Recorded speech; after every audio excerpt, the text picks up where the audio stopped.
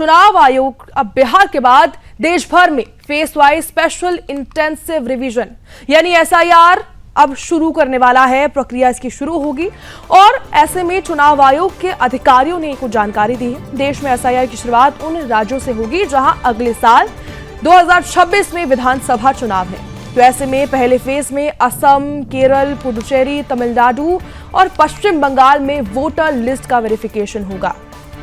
ऐसे में दरअसल चुनाव आयोग एसआईआर के तहत वोटर लिस्ट की जांच करता है। आयोग के अनुसार इसका उद्देश्य मतदाता सूची की अपडेट उसे करना और अवैध मतदाताओं जैसे विदेशी नागरिक, घुसपैठिए, जो मृत व्यक्ति हैं या फिर जो लोग वहां से स्थानांतरित हो चुके हैं, वहां से जा चुके हैं और 2 जगह उनका नाम है, इन सभी के नाम एसआईआर की प्रक्रिया में हटाए जाते हैं। और अभी बिहार में चुनाव है, इसको लेकर बिहार में एसआईआर हुआ है और अब देश भर में एसआईआर होगा।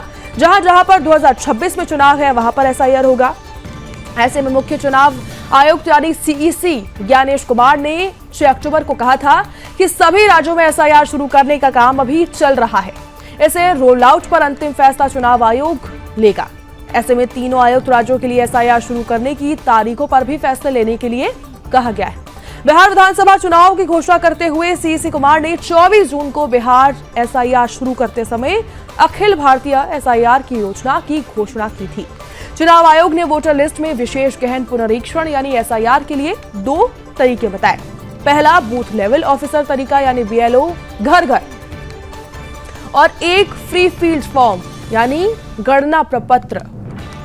दूसरा तरीका जो है वो है कोई भी व्यक्ति चुनाव आयोग की वेबसाइट पर जाकर ये फॉर्म डाउनलोड करके उसको भर सकता है।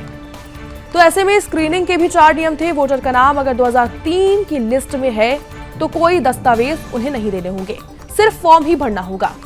ऐसे में 1 जुलाई 1987 से पहले जन्म अगर हुआ है तो पहले जन्मतिथि या फिर जन्मस्थल उन्हें प्रमाण देना होगा। 2 दिसंबर 2004 के बीच जन्म हुआ है तो जन्मतिथि और जन्मस्थल दोनों का प्रमाण देना होगा। 2 दिसंबर 2004 की बात करें तो उसके बाद अगर जन्मे हैं तो फिर जन्मतिथि, जन्मस्थान या प्रमाण, उसका प्रमाण और फिर माता पिता के दस्तावेज भी देने होंगे।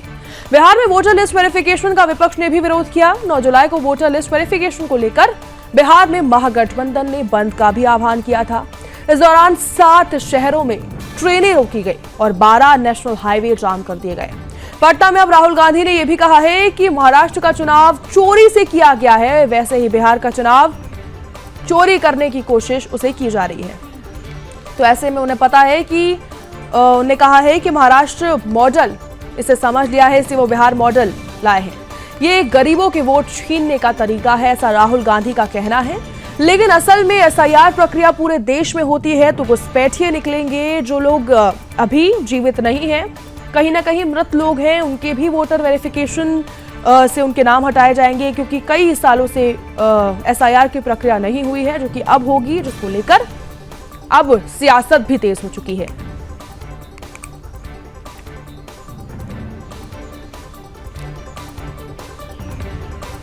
तो ऐसे में देश भर में अब एसआईआर की प्रक्रिया शुरू हो जाएगी। जहां पर 2026 में चुनाव है उनसे शुरुआत होगी।